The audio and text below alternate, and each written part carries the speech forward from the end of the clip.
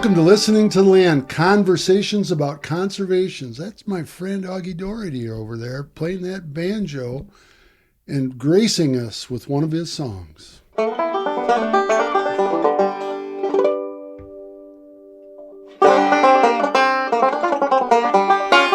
plant an oak tree down in the valley. Next time you see me over there, staring in the air without a single gosh darn care. Take your friends, lift them up, keep your head on straight. All the love in this room will never falter, will never fail. I don't want to tell you how to live, but what's the good in living if living really isn't that good? Well, I think that's good for the podcast. Thanks for listening, guys.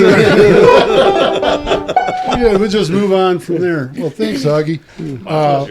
We were just talking before we started to record that Augie always has a chainsaw and a banjo with him, and we've decided that should be on his coat of arms. Yeah.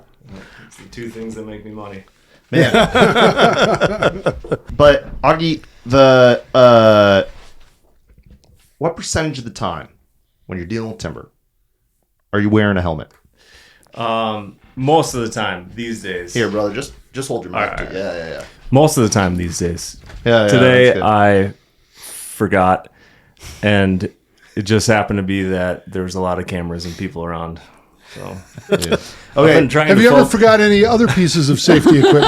I've been trying to focus on safety over the last year or so. Ever since Doug picked me up from the hospital. Oh man. Did he get another one of those decked first aid kits that you gave to Matt Jeffco? No, No, I'd actually. love to. though. But yeah, but I really need to know when you say that, we're going to have to make that happen. Yeah. Yeah, we had we'll just call it an incident here last year when Augie was doing some work on this Savanna restoration establishment project that I need to show you guys so we can talk about it. It's funny. I told him, I'm not real comfortable with you up there working with a chainsaw by yourself. He goes, I do it all the time. And I said, well, then do me a favor. You take one of the Can-Ams up there, have that up there with you. Okay, he acquiesced. And first time he came out and worked, I looked at him. The guy's all decked out. He's got a helmet. He's got glasses. He's got chaps. Yeah. The only thing he didn't have was the Kevlar vest. And I thought, well, this guy's a professional. Yeah. He's got all the stuff. He's wearing it all the time. Yeah. And I happened to not be here the day that he came back, or I was here and then you were taken off, but you hadn't taken off. That's right, yeah. You were not here during the moment that we're approaching. So he's up there on the hill and he cuts himself with the chainsaw, wasn't wearing chaps, nicks his knee. Just a little nick. Just a little nick. Yeah, you didn't do like I did mine. How many stitch, Nick? 12. 13. Hardly anything. Thankfully, the saw was sharp, so it made a nice clean cut. It was. I just sharpened it. And he had the Can-Am sitting there. He left the chainsaw. There was the chainsaw still running when we Yeah, that's another great part of the story is that because it happened. I flew down here in the Can-Am. I was about to get in my truck, and Doug's buddy Kiefer was here working on a tractor. And so I pulled up. I got in my truck, and I pulled up to him in the shed. And I talked to him for a minute. He's like, how you doing? Like, not so good. And he pulls out a Lucky and is about to start talking to him. So I was like, I think I need you to drive me to the hospital. Because I just cut my knee open with a chainsaw. So he did. And we became very good friends in that moment. Yeah. I feel like Kiefer had a great line that came out of all this, right? Kiefer is always around, but he's never quite there. And it's so true. It is so true about him. I'm a little surprised that he hasn't showed up here this afternoon. I'm disappointed he's not here. Well, he may be here before you know it. It's funny. The time that he shows up is about the time I'm just ready to go home, Oh, or yeah. I just got done with some work. Oh, you need any help today? Oh, I just got done. Oh, shoot. He definitely he's great saved help. the day. He's one of our sharing land cooperators. One of my favorite things about Greg is that he's got a really nice Ford tractor sitting down Yeah, there. I saw that. 7700 Yep. that he bought, and it came down to one of two things, and it wasn't a banjo or a chainsaw. He's like, I was thinking about buying a camper or a tractor. So he bought a tractor, and there's a sticker on the door over there that says my other tractor says my neighbor's. It's from Tractor Supply, but I crossed it out and said my other tractor is Kiefer's. The tractor that he has now is nicer than any tractor he had when he was farming. That is Wild. that says something about agriculture. I think it speaks volumes. I meant to tell you this because I thought you'd get a kick out of it. I saw a post from somebody. They were listing their friend's tractor. He said, "Hey everybody, this is my friend's tractor. He's wanting to sell it. He's about ready to move from Alabama to Iowa, and he's going to try and sell his tractor." And I said, "Man, does that tell us something about Iowa agriculture? I'm selling my tractor and moving to Iowa." Oh man, dude, were you in shock? Were you just like going numb already? And you're Yeah, there was a lot going on. I had never injured myself like that before, so it was pretty wild. And halfway, I thought I could make it to the hospital. It was 15 minutes away, is Reedsburg or so. Yeah. And halfway there, my vision started going. Yeah. So I was really happy somebody else was driving. man. So he dropped me off, and he was trying to occupy my mind the whole time. And he did a great job. He entertained me. Kiefer and I have been through a few scrapes together. I mean, and one that happened here that I won't go into, but when it happened and the phone is ringing and I finally pick it up and look at it, it's not the voice of the person who I thought it would be. It's Kiefer, and he goes, Venus? Calls me Venus from college. It's a long story. Venus, there's been an accident. Everything's all right. We'll be there in a minute. And he pulls in, and this guy gets out, and there's just blood. He's bloodied in this whole thing. And it was just one of those moments of, it's like the calmness. You were talking about me being the calming influence. Well, you guys are doing. Kiefer's always a calming influence. I've only seen the man angry twice in my life, and it is not a pretty sight. Man, yeah. He did a great job in that moment with me. There's another detail that Augie's avoiding right now, but I'm gonna tell you. So he drops him off at the emergency room, and a couple of nurses come out to get him, and they get him in the chair and the whole thing. And Greg starts announcing that he's single, he's a musician, he's got another job. There's a good catch here, girls. I gotta go. I'll see you later. Yeah, he sold it pretty good there. Oh man, Kiefer is my wingman. That needs to be a new shirt. my other wingman is Kiefer. Yeah. You go out with any of those people? No, I didn't. Whoa, I have since gotten a girlfriend, and she's a nice lady, and she was not anywhere around in that situation. Dude, imagine being a lovely lady and a guy. You meet a guy. He fluently plays banjo and has a job. I mean, that's really incredible. That's true. Not Be a common. musician and have a job. That's crazy. Yeah. Yep. But really, in that moment, they just saw a dumbass with a chainsaw hole in his leg. And this is something that Augie and I have in common, because I had an incident where I wasn't wearing chaps and I was completely unprepared, and I had to walk down off a big steep hillside down to the buggy that was at the bottom of the hill. Thankfully, there were two other people with me, one who reacted very quickly, like, looks like you're going to be all right. We better get on out of here. And the other one looked at it and went, Oh, no. and very similar situation where I drive the buggy up into the trailer. We hook it up. I put it, and I start climbing into the driver's seat. And Nathan looks at me and goes, "It's all the same to you, Doug. I'd like to drive." We're kind of working backwards on this story right now, but really, one of my favorite parts about it is that when it happened, I was cutting an old birch tree out of the way to get to this elm tree, and it was a snag. And so a rotten birch tree that's standing is just nothing. There's almost no material there. So my saw just went right through it. And I had been cutting for 3 days straight. Sorry. I've been cutting for 3 days straight, so it just went right through, and I was really fatigued. And A hot knife through butter. yeah. And I thought that it was just like the weight of the saw hitting me, but I saw that there was a big tear in my pants, so I kind of hobbled away from the situation, and I was cursing. Yeah. And looked down, and I moved the hole in my pants around a little bit, and I couldn't see any blood or anything. So I was like, I think I'm okay. I think it's fine. But then I took one more step, and I was like, that's not working. Realized that I'm maybe not all right.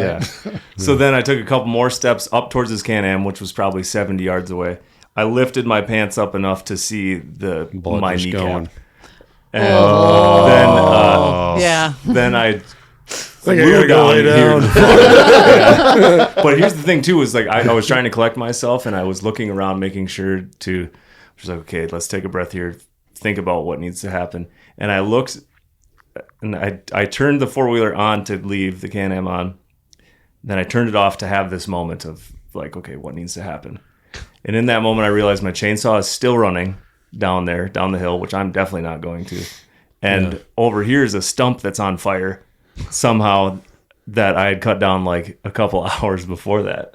So that was the first time I realized that this stump is just on fire. Oh my gosh. I get How down on here. earth did that catch on fire? The chainsaw, it was a hot day. And it was a birch stump also. It was a birch stump, yeah, and it just, you get that exhaust Does right that up next happen to occasionally? It does happen occasionally. Obviously, it happens at least once. So I get down here and get in the truck. Kiefer starts driving me, and I was like, oh, here, I got to call Doug and tell him what just happened. And he was really calm and awesome about the whole thing. And I was like, chainsaw's running. There's a stump on fire. You got to go there right now and check on those things. Yeah. And he said he got there. And So there's even further back, another story about a chainsaw. I don't know if I ever told you a story about my dad cutting his chest open. Yeah, that's why we back in. Why we all back in, so Yeah. you never know where you're going to leave in a hurry. It's the only thing I saw as a flaw in his whole thing is that he had the Can-Am up there, but he didn't have it pointing out. Oh, so you had a He did have to turn it around. Three-point And it was a turn mere down there. flesh wound. It wasn't like he was, gushing blood or anything. there was but no blood. Yeah. It was crazy. really? Yeah. Same, mostly for me. But I didn't cut my knee. I cut above the knee. Anyway, my dad had a chainsaw kick back, an old Homelite chainsaw. It doesn't have a chain brake on him or anything, right? Hits him in the chest and drives himself into town. His life is saved. They med flighted him from the same hospital emergency room to Madison where he got sewed up. And my brother drove out here to check on the farm, and he gets up here and he hears boom, boom, boom, boom, boom, boom, boom, boom. And that chainsaw is idling down there in the valley. Just rumbling. So it's like, we've got chainsaw ghosts here. Yeah, no kidding. So yeah, twice you show up to the scene of the crime with the chainsaw. Dun, dun, dun, dun, dun. Oh man, that stuff freaks. Okay. How often is a helmet useful when you're working with trees? I would say the situation you saw today would be a prime example of where you should use a helmet. Oh, okay. Where I was not wearing a helmet.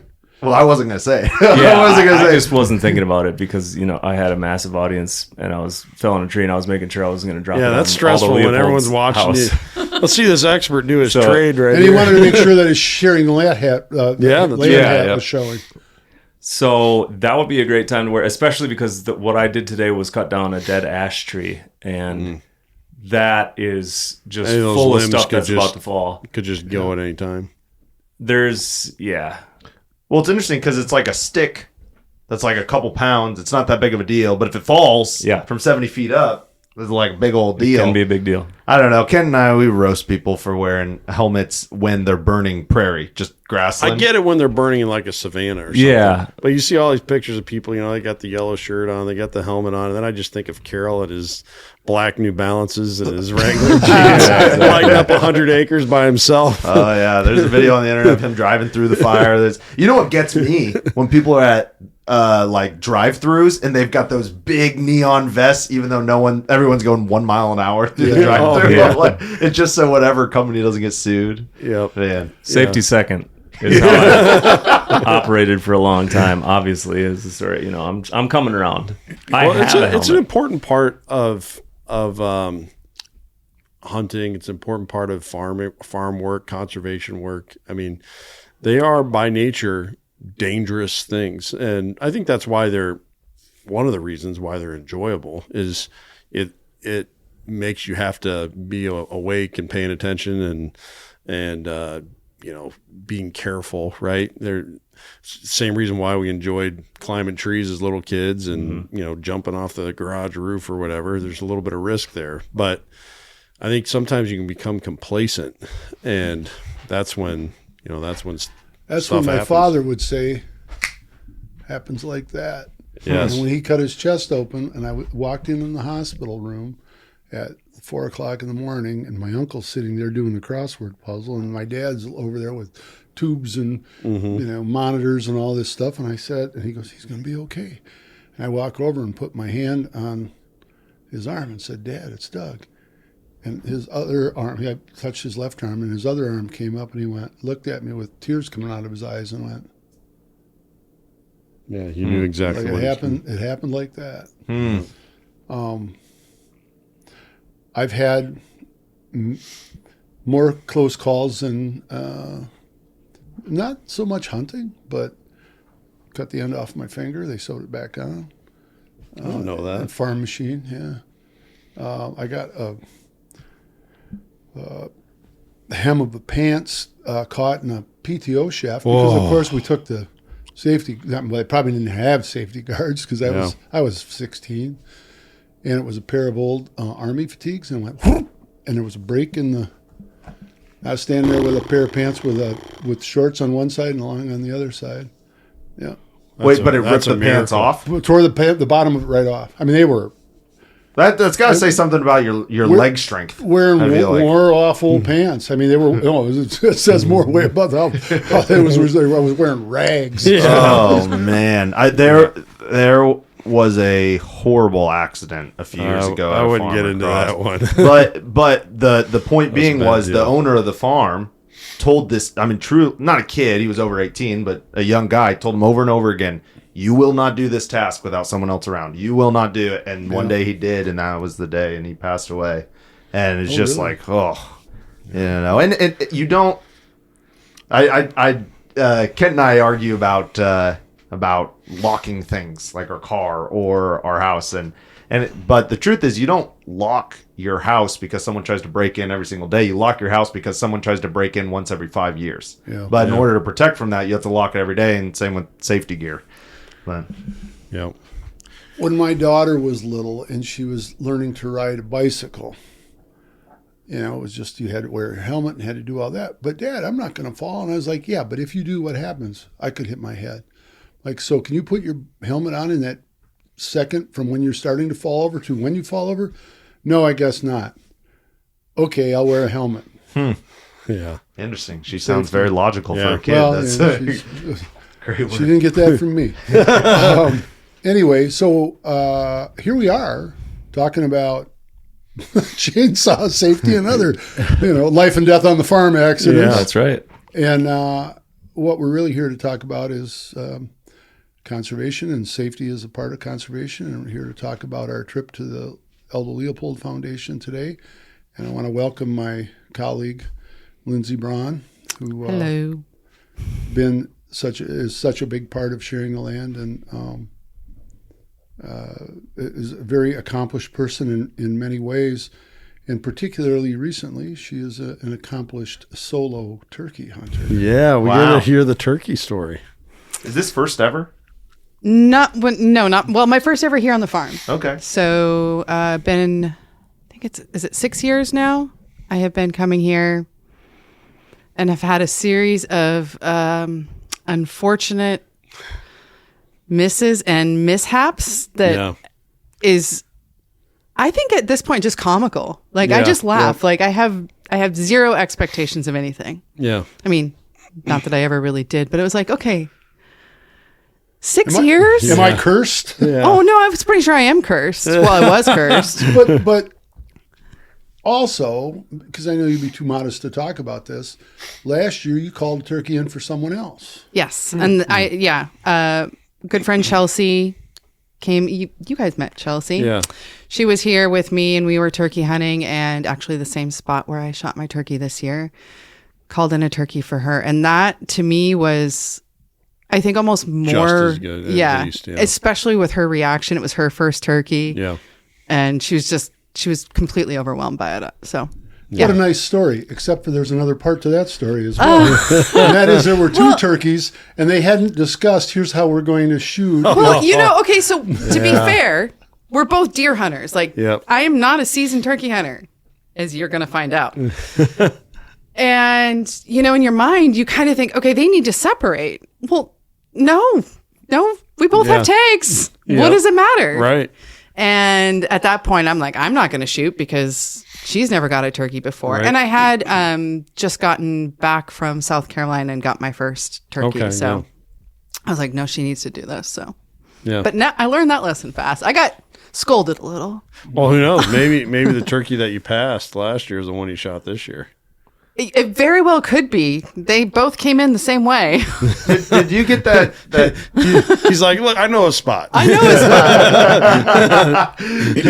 fun. Did you get the?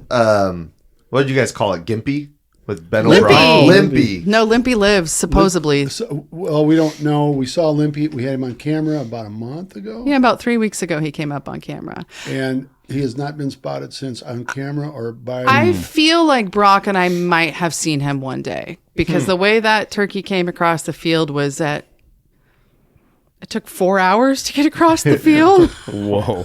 So this bird has a pronounced limp, hence the name. And I think I saw him for the first time. This will be the third season. It was after 2 seasons ago. And he was a full-grown tom then, which meant he would have been 2 years old. And it was after the season, and he walked across the highway here just north of the farm, and he's walking across that field, and he's walking like I do these days. One leg just kind of popping the whole time, and you just notice that right leg? Yeah, his right leg, and it just never bends. I've seen him more closely now, not hunting, and his right leg is bigger around than the other one. Huh. It doesn't have, and it just simply doesn't bend. So we saw him last year when Jesse Griffiths and Ben O'Brien were here, and we were in Can-Am taking a little tour, just showing them where they could hunt and everything. And there's a bird, and they've got a shotgun along. And Jesse goes, I think I could. I mean, look at him. He isn't moving very good. I think I could catch him. And Ben's like, yeah, Jesse, but clearly he can fly. So clearly that bird has, he's done more flying than walking. But and we saw him after the season. We saw him this spring, and I saw him about 3 weeks ago on camera. And he comes into the walks right into the camera in this one spot down here, Kiefer's Corner. Speaking of Mr. Kiefer, and he goes into strut. Takes like 3 steps. Like, oh my God, it's Limpy. I'm sending it immediately, sending everybody who knows about Limpy, But yeah, he hasn't been seen. He may have been heard from since, but he hasn't. We haven't seen him since. Well, I hope he's still out there. Maybe So, somebody, I mean, there's going to be a few people out hunting between this afternoon and tomorrow, right? Yeah. Maybe somebody will get smiles. That would be a full circle. Anyway, did we hear the rest of your story? No. So Mother's Day, which I'm going to preface this with, Doug came out to Washington. I guess it was shortly before my mom. It was the same year my mom passed away. And We were doing an event in Eastern Washington, so I flew in. She picked me up. And my mom wanted to meet him, so he came and he sat in her living room, and she sat down directly across from him. And I don't think she had said too many words before that, and just looked at him and goes, so can you tell me why my daughter has not shot a turkey yet? And I mean, she was dead serious. I mean, there was no, So I was thinking about that on Mother's Day morning and just thinking about my mom and everything. But I'd kind of thought to myself the night before, I'm going to do just the opposite of what everybody's always told me to do, because it's been like a goal for everybody to get me a turkey. Yeah. And everybody has advice when it comes to Oh, turkey. yeah. Don't call too much. Don't call too little. Well, no decoys. One decoy, a hen and a Jake decoy. Have a fan out there. All of these different things. Well, I put a flock out. She took 6 decoys out there. I'm like, you know what? What does it matter? Like, The I more have the nothing merrier. to lose at this Like a point. goose hunter. I felt like a goose. I'm Pull like, up with yeah. a trailer and start Yeah. popping them out. I like it. I mean, if Straight you would logic. have seen how loaded I had that Can-Am, I was like, Doug's going to go, what is she doing? She Because like, I've got the camera so I can see what's happening. yeah, is she packing up and moving up there? So I What was had, the thought process? Why are we? Is six? Is that normal? 6 decoys? no. Oh, Most people would keep it to like One? yeah, maybe 2. Yeah. I like 3 personally, but really? Okay, so it was you were like, nobody does it this way. I'm going to be the only person to kill a turkey amongst I went 6 decoys. full on rebel. I'm not the first to kill a turkey, but I will be the first to do it this way. So yeah, I put out 6 decoys, and I mean, I had them spread out so that, I think I had 4 on one side and 2 on the other, of kind of how this area is set up. And I got into the blind. At 5 o'clock, I got in there and heard some gobbling, and I'm like, oh, this is, finally hearing some gobbling is always gets you a little excited in the morning, right? Keeps you there. And then it shuts up. And I'm like, well, I've done everything opposite. I'm just going to call every 5 minutes, which is not what Right, yeah. everybody tells you to do. every 15 at the most. At the most. And don't call real loudly all the time. A little soft, a little loud. Yeah. I must have sounded like, I don't even know what I sounded like. And I didn't hear anything, but I'm like, I'm just practicing. Why not? Yeah, I've got a flock. Let's see what happens. And who's that call that you had is I used Dylan's. yeah, our The one buddy that Dylan gave Hazen. me, that Yeah. he, signed for me, kind of cursing at me a little bit. And then I think it was probably about 2 hours later, I heard some gobbling, and it wasn't like the echoey kind of. And I'm like, oh, and it was kind of to the right of me. So I kind of set up to the right, and I'm like getting ready, and I'm looking, and in our group text, Doug's like texting all of us, and I'm not answering. And apparently, everybody was a little offended. If you don't answer my text, I get a little irritated. Yeah, he was a little irritated. So on the camera, I see a picture of a tom, and it's down in the navel, we call it, and it's 450 yards from her. Well, I'm trying to give her a little hope, a little ray of hope. And here's this picture of this tom, and I request the video right away to see if there's a video. And then 10 minutes later, there's another one. And so I'm like, there's 2. And I send her the pictures. There's 2, no answer. And then I request the video for that. And then a couple of minutes after that, you said, well, that must be the ones that I'm hearing over that direction. Yeah. And that's it. And then she goes silent again, which she should do, right? Yeah. Turns out there were 3 when the videos came, and they were all turning the corner and running right up that hill. So your call every 5 minutes? It was Yeah, it working. was- it was Everybody was working. like, Wow. what is happening over there? There was a party. I had a party. I had quite the party going on. But I had kind of seen out of the corner of my eye a hen in that general direction. And I'm like, oh, they're going to get hung up on that hen. And that's going to be the end of it. That's always what happens. This season, that's pretty much all that's happened. Yeah. The hens. Yeah, I don't get that excited when a hen comes into the decoys anymore. No.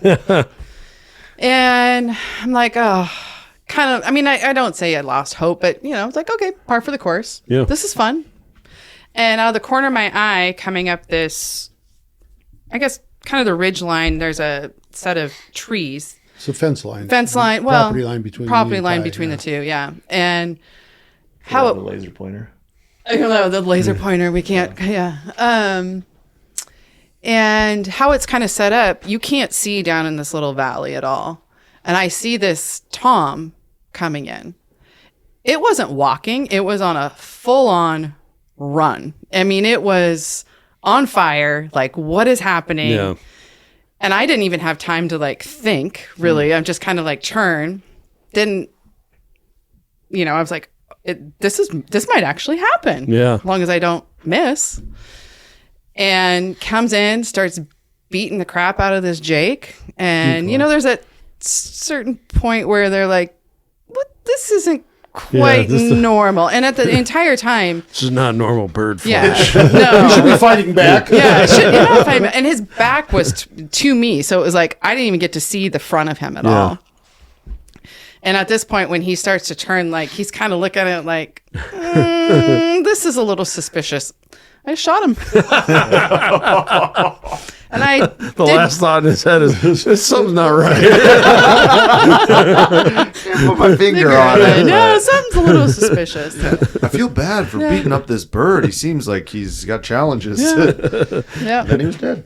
Well, that's an awesome way to get it. Would you have shot? Congratulations. Would you have? Were you so committed to shooting that turkey at that point? Would you have shot a decoy to get the turkey? I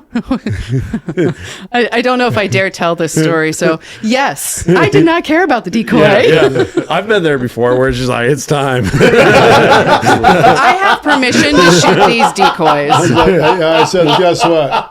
I also managed to put a hole through the blind, so And she's not the first. and I'm not the Not first. the first. The kind of the cool thing about this spot, it's on this fence line, and our friend and neighbor Ty was like, we share that line, and he allows us to hunt over there as we need to, and so we popped a blind up there.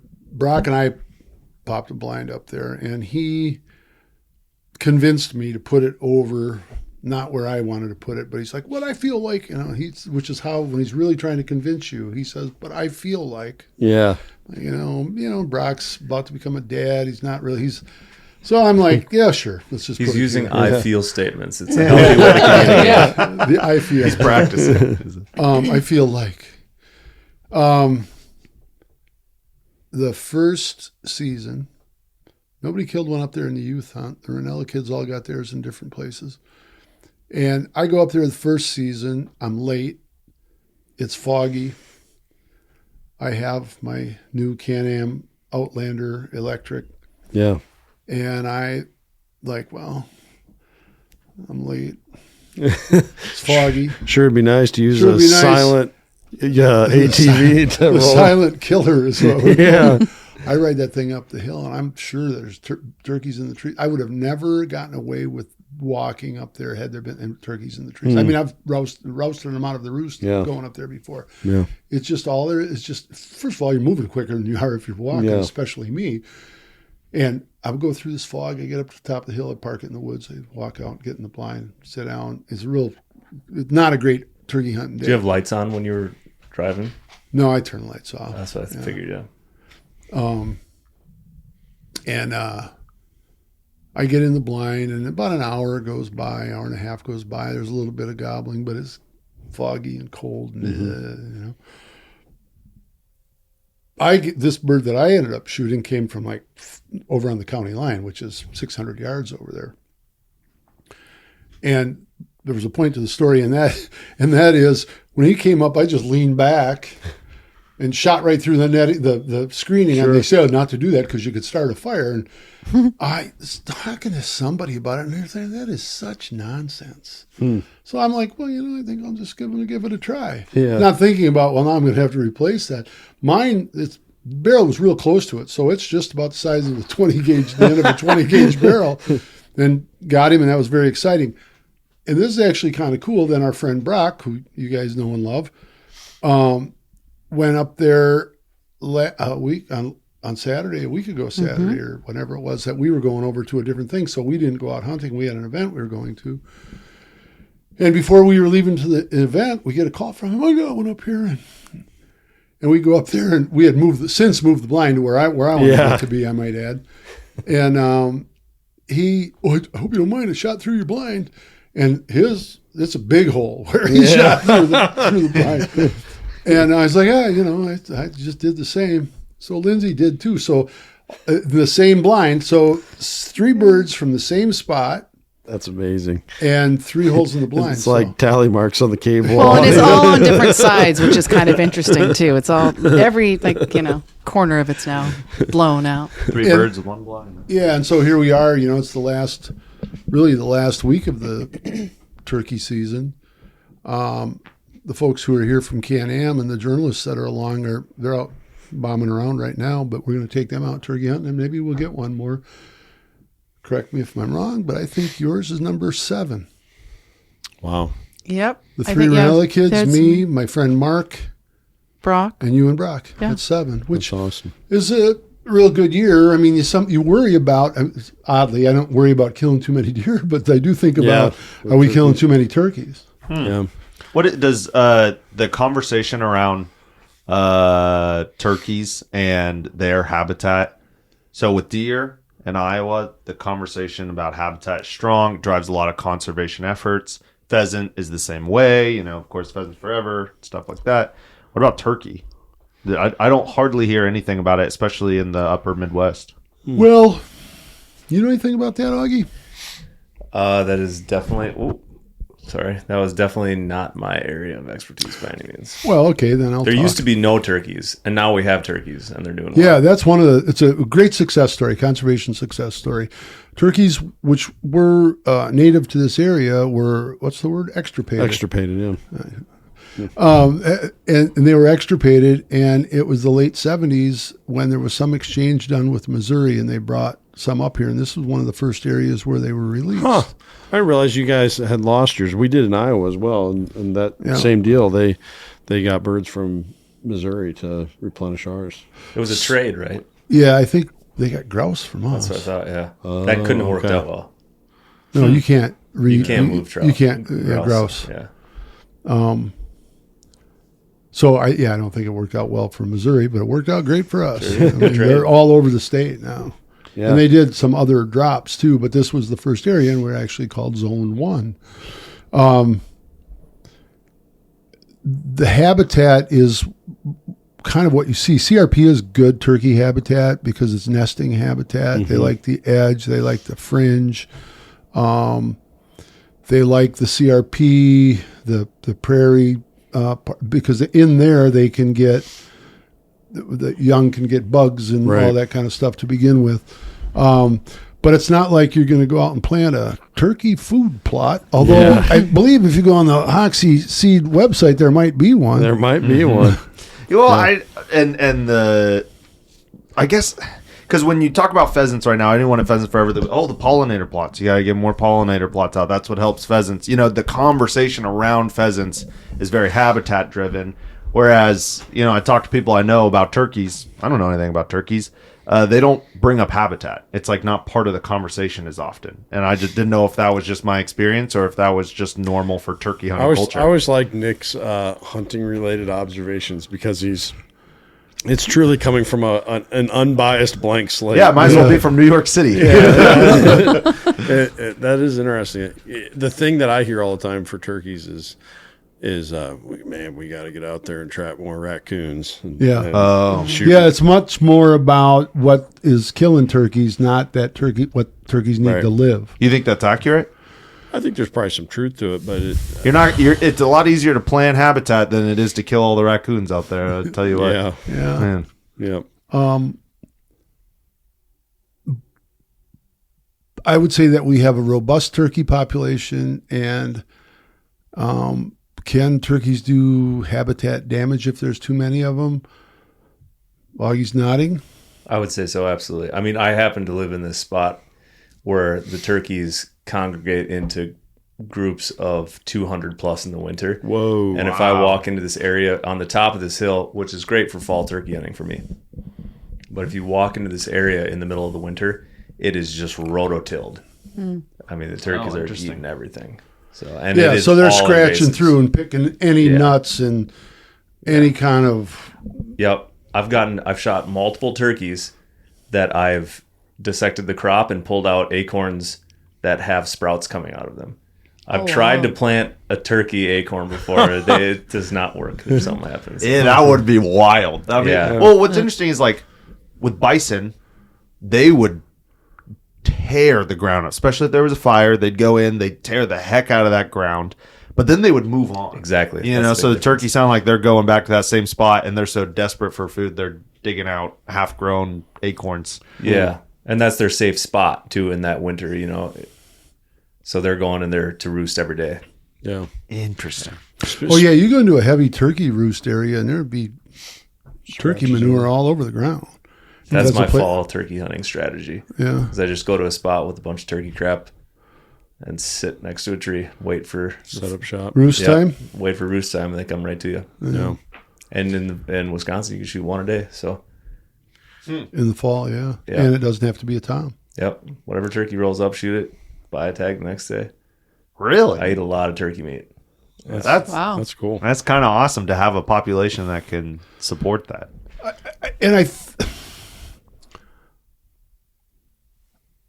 I've seen big populations of turkeys in the winter, but they're usually, you see them working across a field where manure had been spread on and Yeah. out there eating hot lunches. And that's we like to always say. happening. Yeah. right next to us. And the other place is a neighbor up here who has ground corn in bag, in the long bags. Sure, yeah. And you'll go by there and there'll be 200 turkeys scratching on the edge of it. And it's like, I can't believe he doesn't have a bird dog out there chasing them off. Mark could chase them off all the time. And so I don't think of turkeys as destructive as deer because they're not killing live plants. They're killing them before they get the opportunity to grow. I would agree. And you really do. Like up in our oak woods, you'll go in there and it's just scratched up. Yeah. Yeah. Well, and turkeys aren't, as far as we know, carrying and distributing incurable disease that threatens the rest of their population as deer are in this area. There's the whole CWD side of the deer over. Well, it's the other part of with deer. Yeah, that it's an overpopulation that Mother Nature's had enough of. Right. And so she's given us the disease to take care of it because we aren't. Yeah. I don't want to talk So about, I don't want to talk about Yeah. CWD Yeah. today. Yeah, but with deer when you guys are like But Nick's going to talk no, about no, no, no. But allow me to do it. No, but with deer, when you're having a conversation, I mean, up here it probably does involve CWD. Not, in the southern half of Iowa, it's not nearly as much, right? Maybe some EHD, but really the conversation by, in my opinion, the forerunners of the deer hunting community, they're talking about habitat. You ever been on Iowa whitetail? They're talking about habitat on there, just post after post after post. And that's the lowest hole in the bucket for Iowa for sure. Too, Yeah. That's And I was leading into what, like, I don't know what Iowa's turkey population should be and or where it's at now compared I think Iowa actually is one of the few states that is stable. I not like we're the shining example for our turkey population, but I think we're one of the places that hasn't seen the huge decline like much of the Southeast has. I would make these observations of the difference between deer and turkeys. First of all, in turkey hunting, the percentage of successful hunters is less than deer. Yet there are very few complaints about the DNR giving out too many turkey tags. Yeah, that's a good point. I mean, you can right now these seasons you can buy a tag kind of unlimited. If everybody did what I am able to do in my particular situation, we would probably have a problem with turkey populations. But that's why the biologists monitor it and all Yeah, that kind of exactly. thing. Yeah. But so the spring hunt, you can essentially buy the tag over the counter. The earlier seasons, you got to draw those. Sure. But there will be leftover tags, and success rates are 25 or 30%. It's not as here we're getting all these turkeys. Our success rate here is more like 80. It starts out at 100 and then it just keeps dropping. Yeah. But we've only had one hunter not get a turkey. That was Adam, who had He got he got a turkey 4 Yeah, years in yeah. a row, and it's like he says, "I guess it's my year not to get one." No complaints. Yeah. And I think the difference is this. So even with the deer success rates being higher, deer don't holler back at you out there in the woods. Yeah, that's true. Yeah. And with turkeys, man, you go out there in the morning and you hear, you go out one morning, you hear all kinds of gobbling. They're out there. Yeah. Next morning when you don't hear any, it's like, well, they're still there. Yeah. So at the end of this, almost every turkey hunter, well, I saw some, they were hand up, they were all, these different things.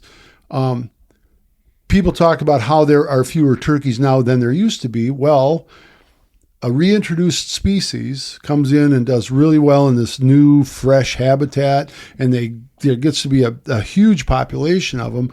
And then things like they start to move out a little bit, but the other part is the predators are going, look at this, here's a fresh meal. Here's a new thing on the menu. Those sort of things are happening. And then the predator population will respond to that as well. Yep. And grow. Yep. And so that's when it ends up happening. We've been thrilled.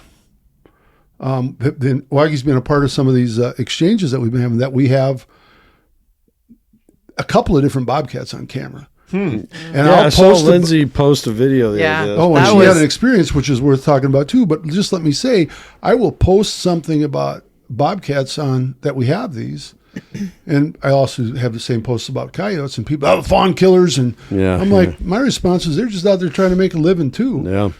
So let's not get that worked up about it. It's part of they're part of the ecosystem. They're an important part of it. Is there a time when could be too many of them, like raccoons or whatever? Doesn't seem like we're going to run out of turkeys either. It doesn't. Yeah.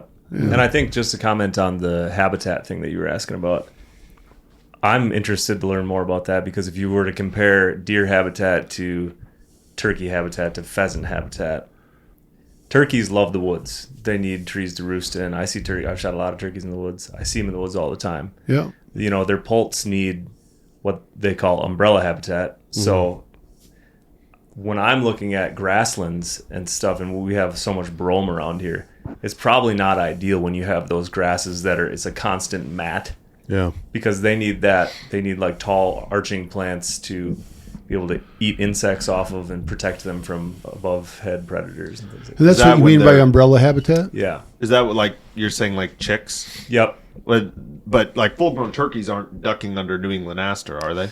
I don't think so. Okay, yeah, but when they're young, you're saying they need those. Well, I guess it'd be if you had later season, the earlier season stuff isn't nearly as tall in the forest. I like to think of like some stuff right now, because we're gonna start seeing chicks pretty soon. Yeah, and that's when stuff is already a foot or two tall in the woods, and there's a lot of that. If you think about geranium, mayflower, ferns, all that stuff, they can just cruise around and eat bugs. That is pretty rather interesting. than a dense. Yeah, I don't know how pheasants do it. There's basically, I've been paying more and more attention to early, like spring ephemerals, and not just. I mean, they're more flowery. They're more dainty. They've got paler colors. I love them so much. Oh yeah, they're more rare. They have less foliage, but it's like they don't have to try as hard as showy goldenrod because they're not competing with big blue stem. Exactly. They're competing with a little bit of wild rye and a little they're more bit subtle. some sedges. Yeah, they can chill out and not try as hard. And now what they're competing with is the invasives. Because the whole thing about spring ephemerals is that they're poking up before the leaves are on the trees. But now honeysuckle, buckthorn, autumn olive, multiflora rose, those are all leafing out before the trees. Garlic mustard. Yeah. And so they do not have access to light right away. And that's what you see in a forest that's just honeysuckle, is that there's absolutely nothing on the ground. So interesting. And I want to hear about the time that you tamed a bobcat, but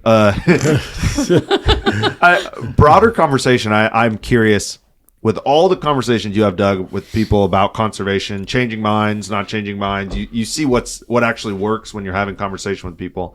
Everyone's different, but on a broad stroke, there are some flagship conservation species. Obviously, monarch, bees, whitetail. And what I've noticed is it's not always how big and charismatic the animal is. Like bison, the reason bison can't be a flagship conservation species is we're 9 steps away. We're 2 steps away from saving monarchs from the edge of their extinction, but we're 9 steps away from bison, so we don't even bother with it. And I guess the question is, if I started writing more things about turkey, talking about it, interviewing more people, does that move the needle? Do people that are kind of on board with conservation, but don't care that much about it yet. Don't really, it's not in their day to day to think about. Does it get them thinking about it, or is it not really? I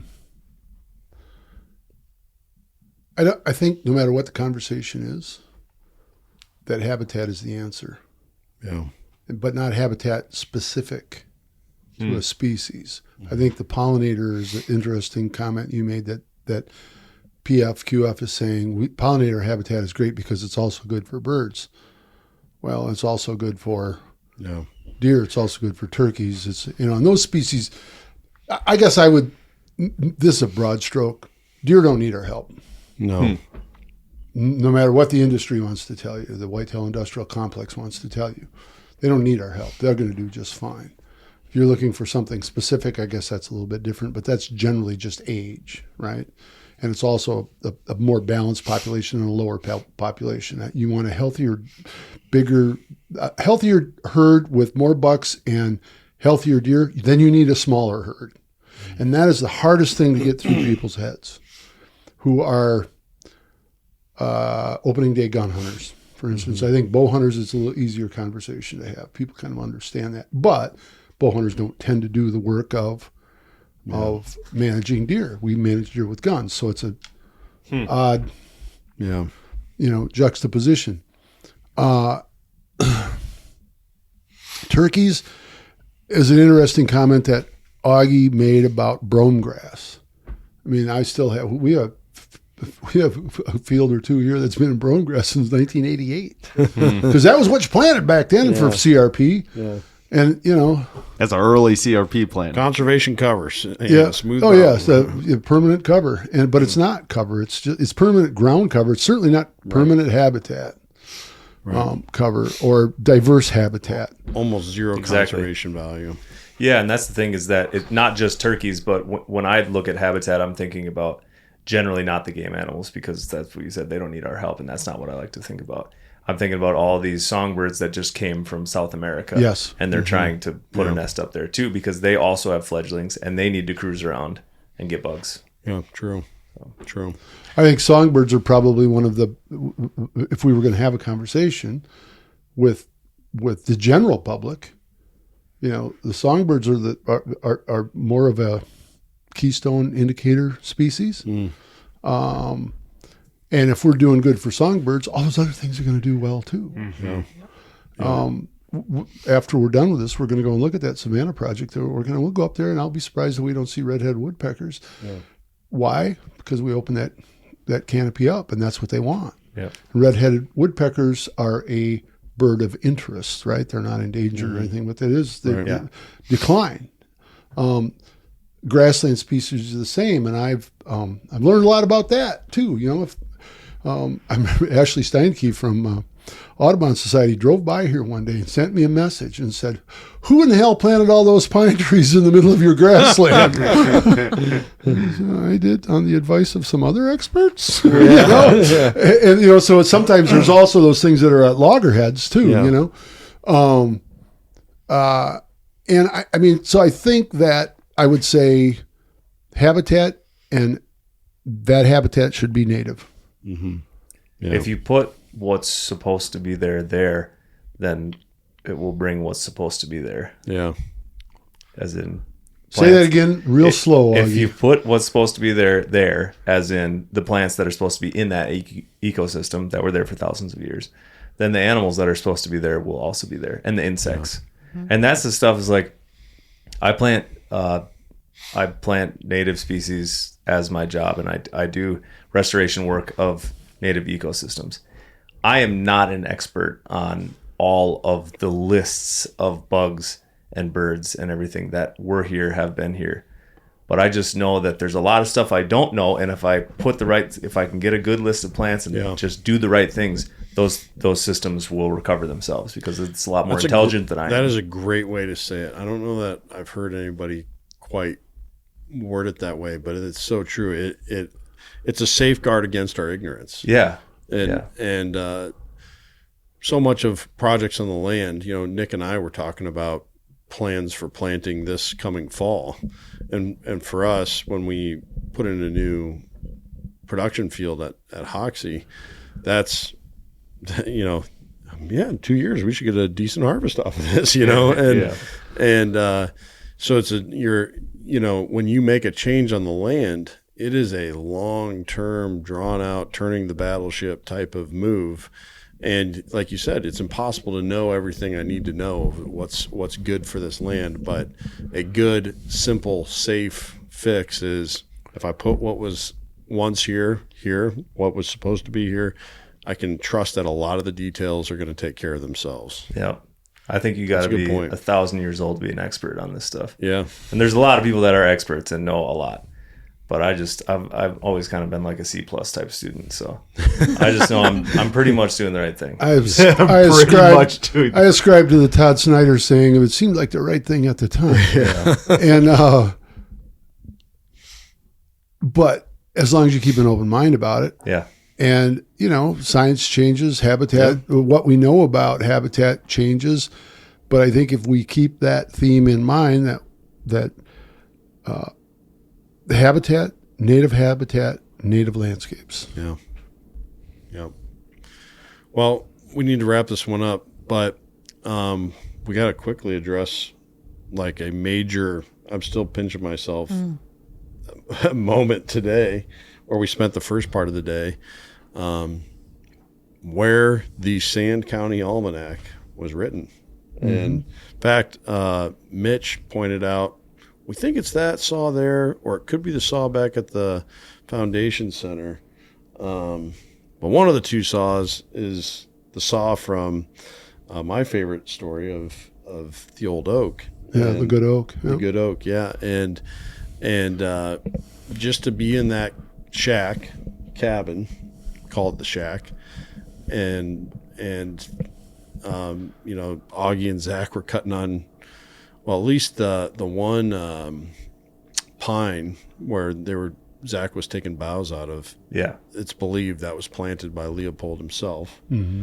And to just be there doing a small bit of conservation work that we participated in today in a place, and also while we were there, a single Canada goose flew over, which made me think of another entry that he had in there. Yeah. Where something about most people here in Wisconsin would rather watch TV than watch a goose fly over their house or something. But did you notice that everybody in that crowd went like this? Yeah. Yeah. They all looked up. It was just to see in a relatively short amount of time. Yeah. Less than 100 years. We got to see the thing that was so valuable to him on the place where he was writing about that. Mm-hmm. And just a special thing. And then, of course, the usual thoughts. Yeah, we knew, maybe 5 or 6 people when we came here, but quickly making friends with all these people all around this common effort of trying to make the ecosystem a little bit better place. Yeah, and it was, I felt real, every time I go to, and I don't say this lightly, but every time I go to the Leopold Foundation in the shack, I feel like I'm going to my Mecca. And that when I sit in the Leopold benches, I am sitting in the pews of the Church of the Great Outdoors. And so when I had contacted Buddy Hovker and Steve Swenson about us coming over there today with the journalists and the folks from Can-Am and helping with some projects, and Augie and Zach, who could have been out making a living today. And I told them, I mentioned it to them, and they're like, we'd like to go. Yeah. Huh. And not only do they only come over there and to be there and be a part of it, but Augie's felling trees and cutting stuff up, and Zach's climbing up in trees, and and I watched him. I watched them do the really well, incredible you did work. what you're best at. And we all pitched in and helped clean up and all of that. And it was just it was important to me that these folks and the Can-Am folks who've been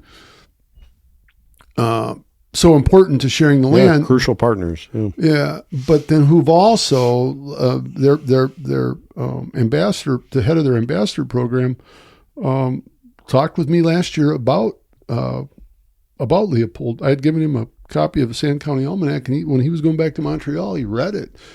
I ended up hearing from him after that. How important, I mean, of course he's thinking about it from marketing and all of that kind of thing, because he's asking me, well, how do you use this as a tool? How do we use this as a tool in the work that we do? And it's a pretty long list. It's one of the most important tools that I have for taking care of stuff here in this property. It's helped me a lot. Yeah, it saved your life. Yeah. That's true. Yeah, that would have been a heck of a time to walk from all the way up there. Yeah, Which I'm comfortable doing. Yeah. Well, Man, Well, we also got to give big shout out to those mosquitoes. Oh I've my gosh. never had mosquitoes like that. That was the first for outrageous. me. That was the a state lot. bird is doing well. yeah. So I lathered up pretty good with the spray before we went out there, because as soon as we got out of the car, I was like, oh my gosh, and this is the first mosquitoes. And I'm living in a land of mosquitoes apparently down in Spring Green now. And for a minute, I thought they were mayflies or something, because they were big. Oh, it was crazy. And when they go by your ear and you hear, so Buddy said to me, Buddy Hoyker, the executive director, said to me, oh, these early season ones, they're big, but they don't really bite. It's the smaller later season ones that really come after you. The smaller, hungry ones. Well, and Steve Swenson was talking to the group, and he had that sweater on, and I was just watching him. His whole back was covered with them. Yeah, I tried not to think about how many were probably on me. I just kept rubbing my neck just in case. I got a few bites. I was going to say, I got Oh, a I few. did too. But that's a part of the story that everyone heard today about how Leopold bought this rundown farm on the Wisconsin River, and we saw it, a result of the healing that they did there. And then today we got to heal the healing a little bit. And I think the mosquitoes are probably, unfortunately, a sign of quality habitat. Because how many birds require that? Yeah. You know, people were coming into a wild place. You guys talk about it all the time. People were coming into a wild place, and it sucked. Probably. Yeah. So I could see why people wanted to tame it a little bit, but it is unbelievable to go to a spot that's been restored like that. There's a prairie expert at Central College in Pella, Iowa. His name's Dr. Russ Benedict, and he said that the prairie was an extremely adverse place, like dangerous to your health. It was so adverse. You can't even see. I mean, if you're in a tall grass prairie, you can't see 20 feet. No. Yeah, if you've walked through like a really healthy, thick prairie, I mean, it's type 2 fun. It's, you don't know you're having fun while you're doing it. That's for sure. Yeah, a big shout out to Buddy and Steve for letting me walk on that second ever prairie reconstruction. Yeah, second ever. The second oldest. Yeah. I didn't know that either. That was In the amazing. world.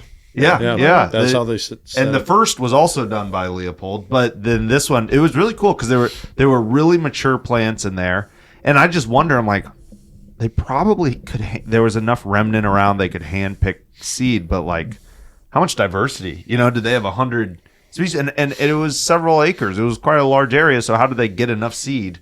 You know, dozens and dozens of pounds. They handpicked that because I know John Deere existed, but it didn't have a machine for harvesting, you know, any of that stuff. So I feel like my job's hard sometimes, but that 3-acre patch would have probably done me under trying to, and it was just cool to be on. I felt connected. That was I was like, man, I can't imagine.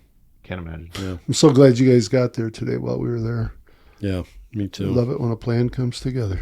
That's right.